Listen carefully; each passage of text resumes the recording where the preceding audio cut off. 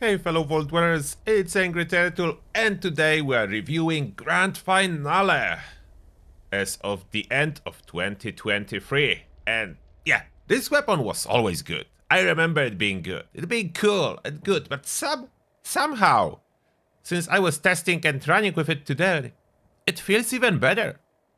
I cannot really put a finger on it, but somehow it feels better than a year ago. I have no idea what happened.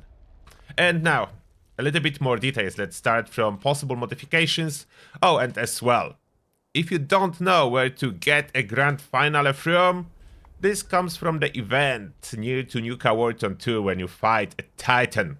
So after nuking Abandoned Mineshaft 2, you have a Titan boss, and Titan boss have a chance to give you this weapon as a reward. It's not guaranteed, not every time, but it's dropping there.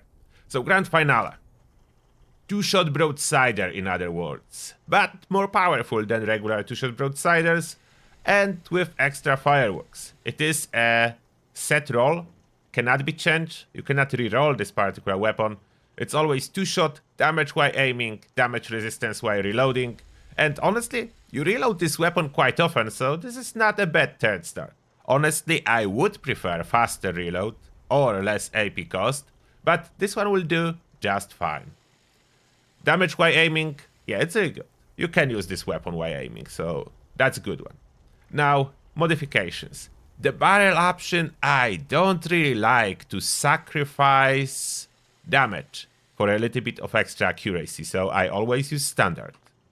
Then comfort grip, because that's the only option that reduces our AP cost. Still high, but I will tell you in a second why it's not a bad thing. Like, it's not too bad. 46 in this with this weapon. Multi-shot canister, so basically gives you like almost a quad ability, as you have 3 shots with that. Quad will give you 4. You have 3 shots with multi-shot, so you have 2 shot and extra shots, so that's perfect. Multi-shot canister, it's a must-have. And finally, you can apply a regular broadsider paints, but I like this one. It's not bad, it's unique, it's different. So the Grand Finale paint on the broadsider called Grand Finale. Now for the perks I'm using at this moment, I'm on the launcher build, and what I should probably mention, this weapon, like a lot of two-shot launchers, breaks, and breaks rather fast. But if you put Gunsmith, I had no room for max out, and Luck of the Draw, it's very manageable amount of breakage on the weapon. So you can manage it. You can kill a lot of enemies before you need to fix it. So that's not bad. That's not too bad. Of course, Demo Expert must be there, and I recommend playing Blooded, although you can play full health. It's not the same experience. Two-shot launchers work the best with Blooded. Like, everything worked the best with Blooded, but in case of launchers, it's even more visible. Now about this weapon performance. This time around maybe we shoot some Scourge and Scourge Beast to show you the performance. And in case of level 100 Super Mutant, to answer your question, can it one-shot them? Yes, it can, and with ease.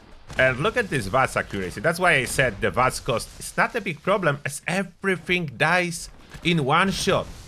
And sometimes multiple enemies can die in one shot. So even though the VATS is expensive with this weapon, taking into consideration you need to fire only once to kill about any regular enemy, it is not bad.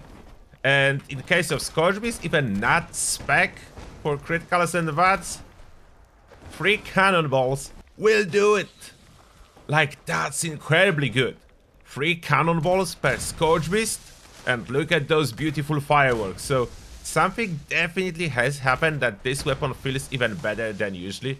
You do need to shoot relatively close to the enemies. You were able to see I missed like 2 shots.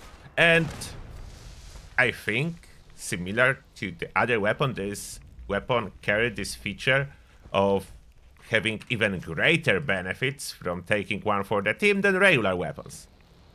I don't know exactly why. Is it the special effect on this weapon? Is it the 2-shot combined with explosions? But something is there, so this weapon works great. Now, in regards to event performance, it is not a bad weapon. Not the best one, but you need to take into consideration when you are firing cannonballs farther away.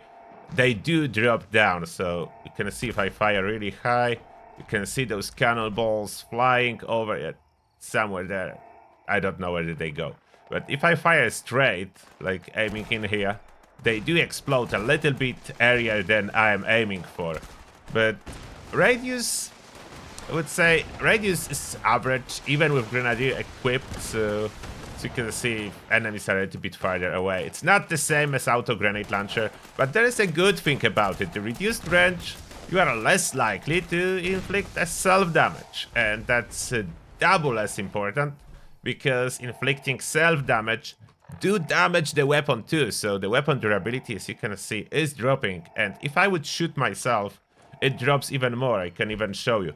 So pay attention, it's more than 3 stars, like somewhere here. I shoot myself a couple times. And 3 more, so we... Oh. Actually, the fix triggered, so I don't know if there will be a difference. Oh, there will be no difference, as my weapon fully fixed itself. Okay, that's... Again. Let's try. Now you can see that it's breaking a little bit. So, lucky, unlucky, if you are running the good perks, you do not need to fix it very often. So, I can fix it sometimes accidentally by shooting myself. It's definitely not what you should be doing, as you are taking a little bit of damage when shooting self. So, no, not recommended. And look at the amount of cannonballs, even from the Scourge Beast. Like, I got 40. So, the cannonballs you never need to craft.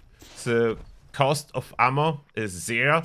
The only thing about this ammo, those are very heavy, so you need a bandolier perk. You will reduce the weight with bandolier perk. Luckily, this perk only costs 2 points, so not too bad. And even with this perk, I will show you ammo. If you are considering to use this weapon, I have those cannon balls 122. It's 12 pounds. With a weight reduction, so it's very important to drop and get rid of extra ammo. Like 100 is probably all you need, even on the boss fight events, as you will be getting some back from all the little critters that will be spawning around. So you should be good. You should be good ammo-wise.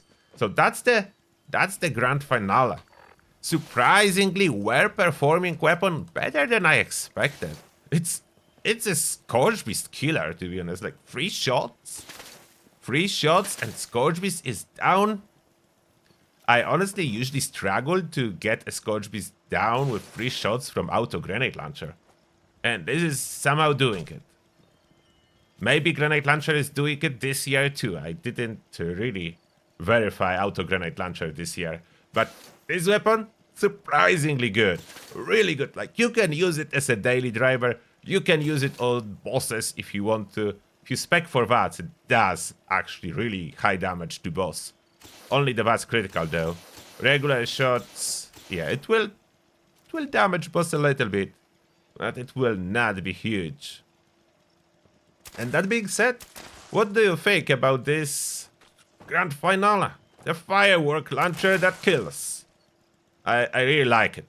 I really like it. I'm really happy that I decided to grab it out from my stash box and run with it around a little bit. I will be running a little bit more probably. It's fun. It's a fun weapon. After a while, if you run on the interiors, maybe the flash effects will be tiring on you. I don't know, or maybe not. Let me know. Let me know. Are you okay with fireworks? Launching everywhere you are fighting? Keep me up to date about your opinions. For me, it's quite okay. And that being said, thank you all for watching, and see you all in the next one.